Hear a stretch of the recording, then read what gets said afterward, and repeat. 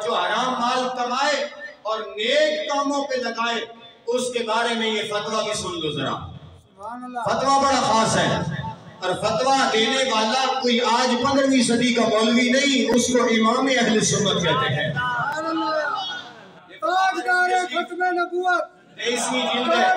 ختم نبوت 23ویں جلد فتاوی رضویہ شریف صفحہ نمبر اس کا 112 111 نمبر صفحے پہ سوال کیا گیا اور 112 نمبر صفحے پہ میرے سیدی و مرشدی آقائی و مولائی امام اہل سنت مجدد دین و ملت شاہ امام محمد رضا خان فاضل بریلوی نے جواب کیا دیا ہے.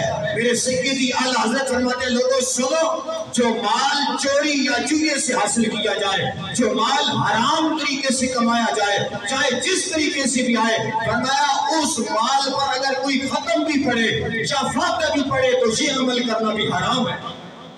اگر کوئی ایسا بندہ ہے جو حرام مال کماتا ہے اور پھر اس حرام مال میں سے کچھ مال کسی فقیر کو خیرات کرتا ہے، توجہ کرنا یہ مسئلہ سنیں. فرماتے ہیں ایسا بندہ جس نے مال کمایا، مال ہے حرام، اس نے اس حرام مال کو کسی فقیر کو بلا کے اس میں سے کچھ خیرات کر دی، صدقہ کر دیا. اعلیٰ حضرت فرماتے ہیں صدقہ کرنے کے بعد اگر اس نے ثواب کی امید رکھی تو وہ بندہ کافر ہو جاتا ہے. وہ بندہ کیا ہوتا ہے؟ کافر ہوتا ہے. اور اگلا جملہ اس سے بھی زیادہ ٹائٹ ہے اور سخت ہے، ہاضمہ مضبوط چاہیے. اعلیٰ حضرت فرماتے ہیں اگر محتاج کو پتہ ہو، فقیر کو پتہ ہو، مسکین کو پتہ ہو، یتیم کو پتہ ہو کہ مجھے مال دینے والا حرام مال میں سے دے رہا ہے، تو وہ جب مال وصول کرے اور وہ مال لے کر اگر دینے والے کو دعا دے اور دینے والا اس پر آمین کہہ دے تو دونوں کافر ہو جاتے ہیں. آج کیا ہمارے مال کے اندر ملاوٹ نہیں؟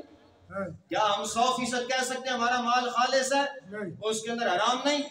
اللہ ماشاءاللہ ایسے لوگ ہیں جن کا خالص ہے، مال صاف ہے، پاک ہے، طیب ہے، حلال مال ہے. لیکن اگر جن کا ایسا مال ہے جس کے اندر مکسنگ ہے، حرام کا مال ہے، اب وہ فاتحہ دلا رہے ہیں، درود دلا رہے ہیں، ختم پڑھا رہے ہیں، محفلیں کر رہے ہیں، اعلیٰ حضرت فرماتے ہیں ایسے مال پر تو فاتحہ دلانا، ختم پڑھنا یہ حرام ہے، اور ایسے مال کو خیرات کرنا اس نظریے سے کہ اللہ مجھے ثواب دے گا یہ کفر ہے.